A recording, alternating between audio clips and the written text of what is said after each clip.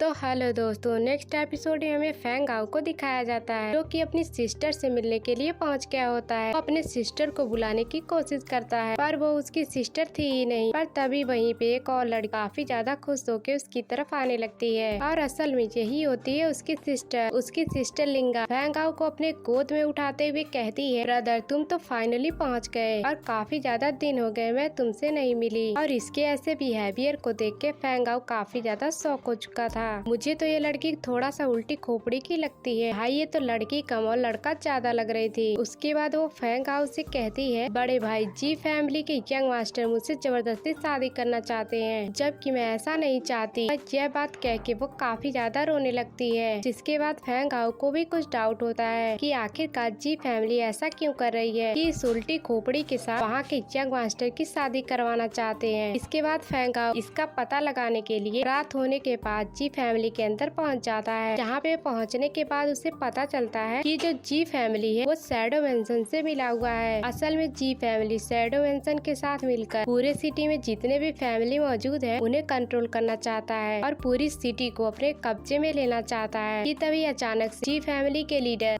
और shadow mention की उस वॉरियर के बातों के बीच में फेंग आओ एक गलती कर देता है। फेंग आओ के एग्जिस्टेंस के बारे में उन्हें पता चल जाता है और फिर जी फैमिली का लीडर फेंग आओ के ऊपर तुरंत ही अटैक कर दिया होता है और फेंग आओ अपनी जान बचाने के लिए वहाँ से भागने की कोशिश करता है जिसमें वो काफी ज्यादा इंजर्ड हो गया होता है। पर तभी जो शैडो मैंशन का वॉरियर होता है वो अपने पॉइजन से तुरंत ही फेंग आओ के ऊपर अटैक कर देता है। फेंग आओ अपनी जान बचा के वहाँ से भाग गया होता है। जी फैमिली का लीडर उसका पीछा करना चाहता था पर शैडो मैंशन का वॉरियर उसे रोकते हुए कहता है, तुम चिंता मत करो, उसे मैंने पॉइजन दिया है, कुछ ही घंटों के अंदर उसकी मौत हो जाएगी। और फिर अब यहाँ से सीन शिफ्ट होता है जहाँ पे हमें फेंग आओ को दिखाया जाता है जो कि काफी ज्यादा सीरियस तरीके से इंजर्ड हो गया होता है। पहले तो वो अपने आप को पूरी तरीके से हील करता है। इसके बाद वो कहता है, मुझे जल्द से जल्द कुछ करना होगा इससे पहले कि जी फैमिली पूरे सिटी को कंट्रोल करे। कि तभी आंट जिंगुई निकलते हुए कहती है, आखिरकार तुम करना क्या चाहते हो, तुम्हें किसी से भी कोई मतलब नहीं रखना चाहिए। फेंग आओ गुस्सा होते हुए कहता है, मैं ऐसे ही नहीं रुक सकता और वो तुरंत ही वहाँ से जाने लगता है। और यहाँ से सीन शिफ्ट होता है जहाँ पे हमें नेक्स्ट डे का सीन दिखाया जाता है जहाँ पे शादी के अंदर सिटी के बाकी चारों फैमिली जी फैमिली के अंदर पहुँच चुका होता है। शादी होने के बाद जैसे वो सभी वाइन को पीते हैं कि तुरंत ही उन सभी के पेट में दर्द होने लगता है। असल में वाइन के अंदर जी फैमिली के लीडर ने पॉइजन मिला दिया था जिससे कि बाकी चारों फैमिली काफी ज्यादा गुस्सा हो गए होते हैं। वे सभी भी समझ चुके थे कि इसका इस्तेमाल करते हुए जी फैमिली चारों फैमिली को कंट्रोल करना चाहती है जिससे कि वो इस सिटी के सिटी लॉर्ड बन पाए। और जी फैमिली का लीडर काफी ज्यादा खुश होता है क्योंकि यहाँ पे सभी चीजें उसके प्लानिंग के अकॉर्डिंग ही चल रही थी। पर तभी अचानक से फेंग आओ जी फैमिली का जो यंग मास्टर होता है उसे चारे की तरह इस्तेमाल करते हुए पहुँच जाता है। इसे देखने के बाद जी फैमिली का लीडर काफी ज्यादा गुस्सा हो गया होता है। तो फिर फेंग आओ कहता है, तुम्हें क्या लगता है तुम चारों फैमिली को कंट्रोल कर पाओगे? पर ऐसा नहीं होने वाला। और इसी के साथ साथ जो चारों फैमिली के लीडर होते हैं वो सभी तुरंत ही खड़े हो गए होते हैं मानो कि इन्हें पॉइजन से कुछ भी नहीं हुआ हो क्योंकि इसके बारे में फेंग आओ ने उन्हें पहले ही बता दिया था। ये देखने के बाद जी फैमिली का लीडर हंसते हुए कहता है, यही वजह थी तुम्हारे ग्रैंडफादर ने मैरिज को इतनी इजी तरीके से मान गए और तुम्हें लगता है क्या मैं इतने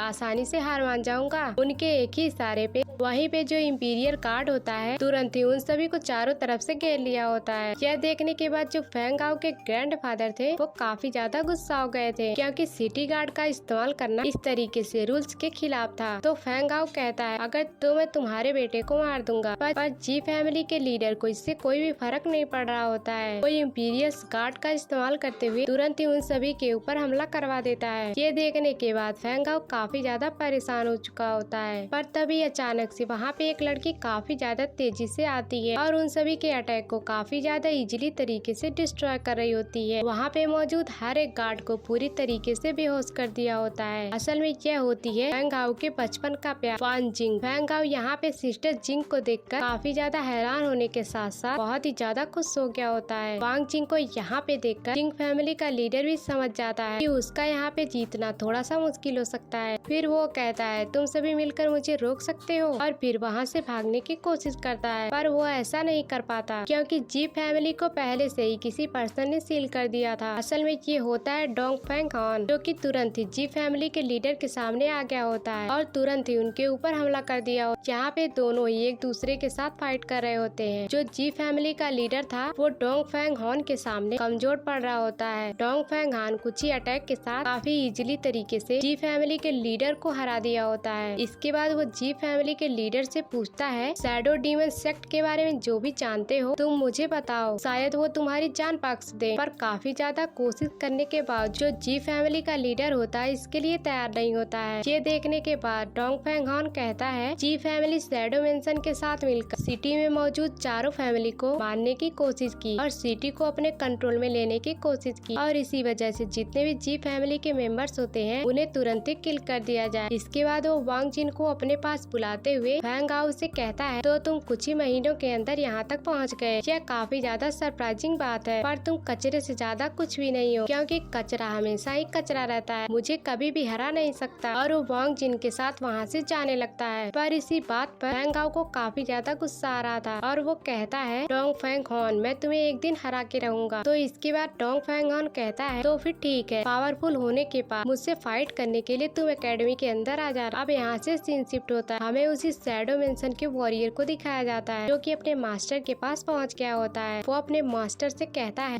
यंग मिस मैं अपने मिशन में नाकामयाब रहा, मैं बस पनिशमेंट पाने के लायक। यह बात सुनने के बाद वो लड़की कहती, तो फिर ठीक है, अब हमें यहाँ से वापस लौटना चाहिए।